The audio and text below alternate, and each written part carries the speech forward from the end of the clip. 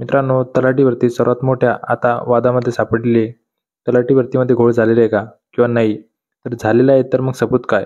Proof काय आहेत की घोळ झालेला आहे? यामध्ये संपूर्ण डिटेलमध्ये आपण व्हिडिओ बनवलेला आहे मित्रांनो. त्यासाठी व्हिडिओ न स्किप करता पूर्ण बघा. कारण प्रत्येक पॉईंट या व्हिडिओमध्ये डिस्कस केलेले आहे मित्रांनो. व्हिडिओच्या शेवटी सगळ्यात महत्त्वाची आणि इम्पॉर्टंट माहिती आपण देणार आहोत. ते नक्की बघा मित्रांनो. त्याच्यामुळे तुम्हाला समजेल की येणाऱ्या काळात झालेल्या एक्झाम आणि होणाऱ्या एक्झाम यावर कोणता फरक पडेल यामुळे. खरंच जर घोळ झालेला असेल तर. आणि आपण काही प्रूफसुद्धा घेऊन आलेलो आहोत मित्रांनो. त्यासाठी व्हिडिओ पूर्ण बघा. तर चला मित्रांनो, जास्त वेळ न घेता आपण व्हिडिओला सुरू करूया. सगळ्यात महत्त्वाचा प्रश्न मित्रांनो, 200 मार्कची एक्झाम असताना 200+ मार्क विद्यार्थ्यांना पडले तरी कसे नॉर्मलायझेशनमध्ये? मित्रांनो, हा खूप मोठा डाऊट विद्यार्थ्यांच्या मनात आहे. याविषयी आपण डिटेल माहिती बघणार आहोत. त्या संदर्भात मित्रांनो, न्यूजपेपरमध्ये खूप आर्टिकलसुद्धा आले, प्रश्नसुद्धा आले की 200 मार्कची एक्झाम असताना 200+ मार्क पडले तरी कसे? बघू शकता मित्रांनो तुम्ही. तर मित्रांनो बघा, 200 पेक्षा जास्त गुण मिळाले कसे? सामान्यीकरण प्रक्रियेदरम्यान काठिण्य पातळीनुसार उमेदवारांना मिळालेल्या गुणांमध्ये वाढ किंवा घट करण्यात येते. त्यामुळे काही उमेदवारांचे सामान्यीकृत गुण हे एकूण गुणांपेक्षा जास्त होऊ शकतात. म्हणजेच मित्रांनो, नॉर्मलायझेशन गुण हे एकूण गुणांपेक्षा जास्त होऊ शकतात. तलाठी भरती परीक्षेमध्ये एकूण 48 उमेदवारांना 200 पेक्षा जास्त सामान्यीकृत गुण मिळाले आहेत.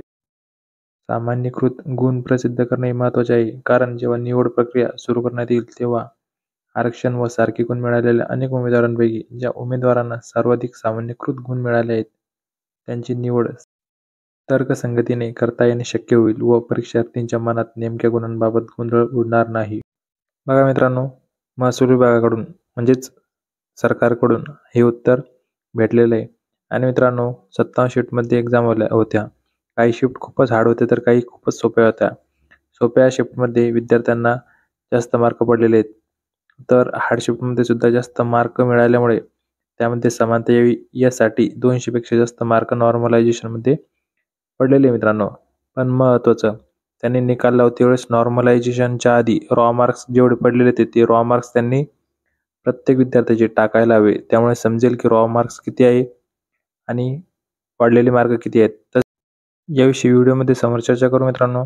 त्याआधी महत्त्वाचं म्हणजे सरकारचा आणि TCSचा म्हणणं आहे की तलाठी भरतीमध्ये गोंधळ झाला नाही किंवा कोणताही घोळ झालेला नाही. मग आमचा विद्यार्थ्यांचा हा प्रश्न आहे की येताईला वनरक्षकामध्ये 54 मार्क आणि तलाठी भरती चंद्रपूरमधून जिल्ह्यातून 1 नंबर 214 एवढे मार्क पडले तरी कसे काय? वनरक्षकमध्ये कमी मार्क पडल्यामुळे अशी कोणती तयारी त्यांनी केली होती की त्यानंतर डायरेक्ट जिल्ह्यातून 1 नंबर टॉपरच आल्या? त्यामध्ये त्यांना 200 पेक्षा जास्त मार्क पडले, 214. मित्रांनो, कमीत कमी आपल्याला यांची रिस्पॉन्स शीट तरी भेटायला पाहिजे. RTI टाका, जेवढे होईल तेवढे RTI टाका. दुसरी माहिती अजून मागवता येईल का ते बघा. आणि त्यांची रॉ मार्क तरी समजायला पाहिजे. आणि मित्रांनो, मी सांगतो अंदाजे त्यांचे रॉ मार्क्स 91 to 95, 91 ते 95च्या आसपास असतील 100%. कारण हार्ड शिफ्टमध्ये एवढे मार्क असतील म्हणूनच 200 पेक्षा जास्त त्यांचे मार्क झालेले आहेत. मग मित्रांनो, हार्ड शिफ्टमध्ये 90 ते 92 किंवा 95 पर्यंत मार्क भेटलेत. मग वनरक्षकमध्ये का नाही? वनरक्षक नंतर अजून सोपी होती. त्याच्यात 60च प्रश्न होते आणि 2 तास वेळ होता आणि प्रश्नसुद्धा नॉर्मल होते, जास्त हार्ड नाही. पण तलाठी भरतीमध्ये ग्रॅज्युएशन लेवलचे काही क्वेश्चन होते. वनरक्षकमध्ये एकदम नॉर्मल क्वेश्चन होते. मग त्यामध्ये फक्त 54च मार्क कसे काय? त्यांना फक्त मराठी ग्रामर आणि मॅथमॅटिक्स किंवा इंग्लिश ग्रामर यापैकी कोणत्याही 2 सब्जेक्टमध्ये आउट ऑफ मार्कसुद्धा घेता आले नाही. मग त्यांनी तलाठी भरतीमध्ये 90 ते 95 मार्क घेतले तरी कसे काय? काय कमी राहिली होती वनरक्षकमध्ये आणि काय त्यांनी तयारी केली तलाठी भरतीमध्ये जेवढे मार्क त्यांना भेटले? याविषयी मित्रांनो खूप महत्त्वाचा मुद्दा आहे. यामध्ये घोळ झालेलाच असेल. अजून खूप पुरावे आहेत मित्रांनो, समोर व्हिडिओमध्ये तुम्हाला दाखवतो. मित्रांनो, पहिल्या फोटोमध्ये बघा 21 नंबरला सचिन सुनील बोरसे. धुळ्यामध्ये पाहता मित्रांनो 190.97 एवढे मार्क त्यांना पडलेले आहेत नॉर्मलायझेशन नंतर. त्याच लिस्टमध्ये बघा मित्रांनो खाली 39 नंबरला दीपाली सुनील बोरसे. धुळ्यामध्येच पाहा मित्रांनो 188.54 एवढे मार्क नॉर्मलायझेशन नंतर त्यांचे झालेले आहेत. मित्रांनो, 2 मार्काचा फरक आहे फक्त आणि टॉप 40मध्ये त्यांचे नाव आहेत. कॅटेगरीमधून असाल तर त्यांचे सिलेक्शन होईलच. पण मित्रांनो, एक गोष्ट नोटीस करण्यासाठी यांची वडिलांचं नाव आणि आडनावसुद्धा सारखंच आहे. तर चान्सेस जास्त आहेत आणि होऊ शकतं मित्रांनो ते भाऊ बहिणी आहेत. योगायोग नावे आली असतील तर एवढा मोठा विषय नाही मित्रांनो. पण विचार करा, जर हे भाऊ बहिणी असतील तर मित्रांनो एकाच जिल्ह्यात फॉर्म आहे, त्यामध्ये सुद्धा हायेस्ट मार्क आहेत. सेंटर एक नसतील मित्रांनो, एक्झाम सुद्धा एक दिवशी नसेल, मग एवढे मार्क कसे काय यांना, ते पण सारखेच? हे थोडं विचार करण्याला भाग पाडतं मित्रांनो. या संदर्भात सुद्धा आपण चर्चा केली पाहिजे. आणि या दोघांचे डॉक्युमेंट मित्रांनो, RTI टाकायला पाहिजे, यांचे ॲप्लिकेशन फॉर्म कमीत कमी यांचे दोघांचे ॲप्लिकेशन फॉर्म आपल्याला भेटायला पाहिजे, जेणेकरून समजेल यांचे गाव कोणते आहेत आणि भाऊ बहिणी आहेत का. मग आहेत तर मित्रांनो, मग एवढे मार्क दोघांना कसे काय? दुसरीकडे तर आपल्या अख्ख्या लायब्ररीतून एखाद्याला जास्त मार्क आहेत, गावातून एखाद्याला असतील आणि नसतील, एकाच घरातून दोन्ही भाऊ बहिणी एवढे जास्त मार्क, ते पण नॉर्मलायझेशन नंतर. या ठिकाणी तर नॉर्मलायझेशनमध्ये 180 वाला सुद्धा कमी मार्क झालेले आहेत. ते सुद्धा परेशान आहे की आपले मार्क कमी झाले तरी कसे. त्यांना गॅरंटी ती 100% आपला रिझल्ट लागेल. आपल्याला एवढे मार्क आहेत, कोणालाच नाही. 100% म्हणजे 101% आपला रिझल्ट लागेल. त्यांचे सुद्धा मार्क या ठिकाणी कमी होऊन मित्रांनो ते रिझल्टमधून बाद झालेले आहेत. मग यांचे टॉपरमध्ये मार्क आहेत, मार्क सुद्धा खूप छान आहेत, टॉपरमध्ये नावे आहेत, असे कसे काय? त्या पण भाऊ बहिणी आहेत, बाकींची खूप नावे आहेत मित्रांनो, त्याचा विषय नाही. मग हे जर भाऊ बहिणी असतील तर मग असे कसं काय शक्य? हा संदर्भात सुद्धा विचार करायला पाहिजे मित्रांनो. त्यानंतर अजून एक बघा मित्रांनो, 1 नंबरचा विद्यार्थी भूषण रघुनाथ पाटील, त्यांना 202 मार्क आहेत नॉर्मलायझेशन नंतर. त्यानंतर बघा 14 नंबरचा विद्यार्थी बघा मित्रांनो, निलेश रघुनाथ पाटील, जळगावलाच फॉर्म होता, त्यांना सुद्धा 194.06 एवढे मार्क नॉर्मलायझेशन नंतर आहे. मित्रांनो, यांचे नाव सेम आहेत वडिलांचे आणि सरनेम सुद्धा सेम आहे. असू शकतं भाऊ भाऊ नसतील, पण चान्सेस खूप जास्त आहेत की सख्खे भाऊ आहेत मित्रांनो, फॉर्म सुद्धा एकाच जिल्ह्यामध्ये आहे. आता हे नोटीस झाले म्हणून असे किती असतील जे वेगवेगळ्या भावकीत असतील किंवा वेगवेगळे नाव आडनाव सारखे नसतील, पण त्यांनी सुद्धा काहीतरी सेटिंग असू शकतं किंवा काहीतरी चीटिंग असू शकतं. कोणत्या तरी गोष्टी यामध्ये मॅटर करतात मित्रांनो. यामध्ये झालेले काय, नेमका घोळ किती प्रमाणात झालेला आहे आणि कोणत्या लेवलला घोळ झालेला आहे, याची चौकशी व्हायला पाहिजे मित्रांनो. यासाठी सर्वांनी एकत्र यायला पाहिजे. अजून खूप पुरावे आहेत, खूप सरनेम आहेत, सेम आहेत, खूप विद्यार्थी आहेत त्यांना वनरक्षकमध्ये किंवा दुसऱ्या एक्झाममध्ये मार्क कमी आहेत, पण तलाठीमध्ये टॉपर आहेत. काय रिझन आहे मित्रांनो? ज्यांना मार्क चांगले आलेले आहेत आणि त्यांच्यावर डाऊट आहे, त्यांची प्रत्येक डाटा त्यांनी पब्लिक करायला पाहिजे, जेणेकरून आपल्याला समजेल की नाही याच्यात घोळ झालेला नाही, एक्झाम पारदर्शक झालेली, यामध्ये सरकारचा काही हात नाही, गव्हर्नमेंटमध्ये काही बसलेले आहेत त्यांचा काहीच हात नाही, किंवा TCSमध्ये सुद्धा कोणी पैसे घेऊन काही घोळ झालेला नाही. काही म्हणते 20 लाख 25 लाख 30 लाख त्या गोष्टी असतील, त्या नाही झालेल्या, यांनी प्रूव्ह करायला पाहिजे.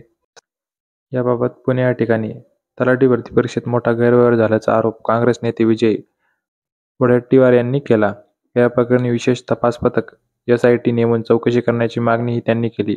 या पार्श्वभूमीवर उपमुख्यमंत्री देवेंद्र फडणवीस यांनी वडेट्टीवार यांनी या प्रकरणी पुरावे सादर करावेत, ते मिळाल्यास परीक्षा रद्द करण्यात येतील, अशी भूमिका घेतली. मित्रांनो, तुम्ही सुरुवातीला सिरियस होऊन अभ्यास करा. सिरियस होऊन जर तुम्ही एक्झाममध्ये सिरियस असाल तरच 1000 रुपये फीस भरा, कॅटेगरीतून 900 भरा, सिरियस होऊन स्टडी करा, सिरियस होऊन पेपर द्या. त्यानंतर सिरियस होऊन निकालाची वाट बघा आणि जेव्हा यामध्ये घोळ झालेला आहे याच्याशी तुम्ही प्रश्न मांडला तर सिरियस होऊन पुरावेसुद्धा सादर करा मित्रांनो. तुम्ही सिरियस होऊन पुरावे गोळा करा, मग त्यांना सांगा हे घोळ झालेला आहे, मग ते त्या प्रकरणी चौकशी करतील व त्यानंतर काय होईल ते होईल. पण मित्रांनो, मग एवढे सिरियस होऊन जर आपण स्टडी केली, हे केलं, तर सिरियस होऊन सुद्धा आपणच पुरावे सादर करायला पाहिजे. मग मित्रांनो, आपण पुरावे देणार तरी कसे? पुरावे काय पाहिजे आपल्याला? CCTV पाहिजे, त्या विद्यार्थ्यांनी काही कॉपी केली का, त्यांना काही चिठ्ठी भेटली का, त्यांनी काही इलेक्ट्रॉनिक डिव्हाइसचा वापर केलेला आहे का, हे आपल्याला थोडी समजेल मित्रांनो. त्याची चौकशी गव्हर्नमेंटने केल्यावर विशेष पोलीस पथक नेमून SIT नेमून त्यांनी चौकशी केली, मग समजेल ना. आपण कुठून आणायचे सबूत? आपण एवढे सबूत मांडले ना, या विद्यार्थ्यांना एवढे मार्क पडले कसे काय? एका एक्झाममध्ये पास होणे अवघड झाले त्यांच्यासाठी, आणि एका एक्झाममध्ये टॉपर, जिल्ह्यातून टॉपर, महाराष्ट्रातून टॉपर, 214 मार्क आहे त्या मुलीला, 214, महाराष्ट्रातून टॉपर आहे ती. मग वनरक्षकमध्ये 54वरच का पात्र झाली? फक्त 54 मार्कच का पडले त्याला त्या ठिकाणी? त्याच्यापेक्षा जास्त मार्क का घेता आले नाही तिला? काय रिझन असेल? टाईम भेटला नसेल पेपरला? की एक्झाम सिरियस होऊन दिली नसेल त्यांनी वनरक्षकची, फक्त तलाठी भरतीच सिरियस होऊन दिलेली आहे? असं काही असेल तर सांगा. आणि मित्रांनो, सगळ्यात महत्त्वाचं पॉईंट हे बघा. विद्यार्थी मित्रांनो, 10 सप्टेंबर 2023ची न्यूज आहे. आपली तलाठी भरतीची एक्झाम 17 ऑगस्ट ते 14 सप्टेंबरपर्यंत चालू होती. न्यूज बघा मित्रांनो. तलाठी परीक्षेत घोळ, 2 परीक्षकांसह 4 अटक. रेकॉर्डवरील गुन्हेगार वकीलच निघाला, रॅकेटचा मास्टरमाइंड. तलाठी परीक्षेत घोटाळेबाजांसोबत मिळून TCSच्या आयॉन परीक्षा केंद्रावरील कर्मचारीच उमेदवारांना उत्तरे पुरवत होते. या घोटाळ्याचा मास्टरमाइंड असलेल्या वकिलाने स्पर्धा परीक्षेची तयारी करणाऱ्या मित्रांनाच केंद्रावर पर्यवेक्षकाची नोकरी लावली. त्यानंतर महिला सफाई कर्मचाऱ्यांमार्फत त्यांच्यापर्यंत उत्तरे पुरवली. पाहणी करत असताना ती उत्तराची चिठ्ठी उमेदवारांपर्यंत पोहोचत होते. शनिवारी पोलिसांनी पर्यवेक्षक शाहरुख युनुस शेख, पवन सुरेश शिरसाट आणि सफाई कर्मचारी बाली रमेश हिवराळे व विक्की रोहिदास सोनवणे यांना अटक केली. 4 सप्टेंबर रोजी चिकलठाण्यातील आयॉन डिजिटल परीक्षा केंद्राबाहेर राजू नागरे याला MIDC सिडको पोलिसांनी रंगेहात पकडले. चौकशीत परीक्षा केंद्रावरील कर्मचाऱ्यांच्या मदतीनेच परीक्षार्थींना उत्तरे पुरवत असल्याचे निष्पन्न झाले. यानंतरची न्यूज वाचली तर व्हिडिओ मोठा होईल मित्रांनो. यामध्ये फक्त महत्त्वाचे बघा. यांनी विद्यार्थ्यांना उत्तरे पुरवली मित्रांनो चिठ्ठीद्वारे. मग मित्रांनो, याआधी त्यांनी 17 सप्टेंबरपासून एक्झाम चालू होती. किती विद्यार्थ्यांना चिठ्ठी पुरवलेली? त्यानंतर त्यामध्ये चौकशीमध्ये आले का समोर? किती विद्यार्थ्यांना त्यांनी चिठ्ठीद्वारे उत्तरे दिलीत आणि किती विद्यार्थी त्यामध्ये पास झाले? त्याबद्दल काही कळाले का? आणि मित्रांनो, यांना पकडलं म्हणून हे आता चोर झाले. यांना पकडलं नसतं मग? आणि त्याआधी वनरक्षकच्या सुद्धा एक्झाम झाल्या. मित्रांनो, वनरक्षकच्या यादी बघा. 116 वर किती विद्यार्थी आहेत? 114 वर किती विद्यार्थी आहेत? 112 वर किती विद्यार्थी आहेत? 100च्या वर मित्रांनो 1000, 2000, 3000 विद्यार्थी आहेत. एवढ्या विद्यार्थ्यांना एवढे मार्क मित्रांनो? डाऊट येण्यासारखे मार्क आहेत ना. तो विषय बाजूचा मित्रांनो. पण आता यांनी याआधी किती विद्यार्थ्यांना चिठ्ठी पुरवली किंवा किती विद्यार्थ्यांना उत्तरे पुरवले, या संदर्भात काही चौकशी झाली का? काही डाटा समोर आला का? किंवा ज्यांना पुरवली त्यांना अटक केली का? मग अटक केली असेल तर मित्रांनो FIR आहे का त्यांच्यावर? त्यांचे नावे रिझल्टमध्ये आहेत का? या संदर्भात त्यांनी काही नोटीस जारी केली का? या प्रश्नांचे उत्तर कोण देणार मित्रांनो? आपण विचारायला पाहिजे प्रश्नांचे उत्तर. हे प्रत्येक प्रश्न आपण मांडायला पाहिजे. कारण मित्रांनो, यांनी जर चिठ्ठी पुरवली असेल तर आधीच्या विद्यार्थ्यांना ज्यांना पुरवलेले 10 ते 15 दिवस त्यांचे रिझल्ट आलेत ना, त्यांचे नाव आहेत सिलेक्शन लिस्टमध्ये. ते कोण सांगणार? मग त्यांना एवढे मार्क कसे काय? मग वनरक्षकमध्ये मार्क नाही, फक्त तलाठीमध्ये आहेत. मग यांनी उत्तरे पुरवलीत ना मित्रांनो. 4 जण पकडली, त्यांना अटक आहेत. त्यानंतर त्यांची बेल झाली, सुटकेवर आहेत सध्या ते आता. यांना तलाठी भरतीमध्ये पकडले मित्रांनो. 10 ते 15 दिवस झालेत परीक्षा सुरू होऊन. याआधी सहकारची एक्झाम झाल्यात, खूप एक्झाम झाल्या मित्रांनो. वनरक्षकची सुद्धा एक्झाम झाली. वनरक्षकच्या प्रत्येक डिपार्टमेंटच्या एक्झाम सुरुवातीला झाल्या. त्यामध्ये सुद्धा घोळ झाला असेल ना, याची चौकशी केली का? जी सफाई कर्मचारी बाली रमेश हिवराळे यांनी याआधी किती विद्यार्थ्यांपर्यंत जवळ जाऊन काहीतरी कागद दिले, काहीतरी चिठ्ठी दिली, याची चौकशी केली का? तो विद्यार्थी कोण? त्याचे नाव काय? त्याला किती मार्क पडलेले आहेत? त्याची सिलेक्शनमध्ये लिस्ट आहे का? या संदर्भात त्यांनी विचारपूस केली का? हे सर्व प्रश्नांचे उत्तर मित्रांनो आपल्याला पाहिजेत. ही खूप मोठा रॅकेट आहे आणि फक्त हे एका सेंटरपुरतं नाही किंवा एका तलाठी भरतीपुरतं नाही मित्रांनो. पूर्ण महाराष्ट्रामध्ये याच प्रकारे घोळ झालेला आहे. मित्रांनो, असंच जर चालू राहिलं तर तुम्ही 7-8 वर्ष अभ्यास करा, तुम्हाला काहीच भेटणार नाही. त्यानंतर आरोग्य सेवकच्या एक्झाम आहेत, आरोग्य विभागाच्या एक्झाम आहेत, ZPच्या राहिलेल्या, ग्रामसेवक आणि आरोग्य सेवक 40% 50% 2 एक्झाम, 3-4 एक्झाम अजून बाकी आहेत मित्रांनो. त्यामध्ये सुद्धा घोळ होऊ शकतो आणि अजून खूप एक्झाम बाकीच्या चालू आहेत, त्यांच्यामध्ये सुद्धा घोळ होऊ शकतो. मग आता विद्यार्थी जे अभ्यास करतायत रेग्युलर, त्यांच्यावर अन्याय आहे ना मित्रांनो. यामध्ये अजून खूप काही आहे बोलण्यासारखं, पण व्हिडिओ जास्त मोठा होत चालला आहे आणि खूप विद्यार्थी एवढे व्हिडिओ सुद्धा बघणार नाहीत. सिरियस व्हा, या गोष्टीमध्ये सुद्धा सिरियस व्हा. सगळे तेच म्हणतील असं चालणार नाही. तुम्ही सुद्धा मनाने कोणत्या कोणत्या गोष्टीमध्ये सिरियस होत चला.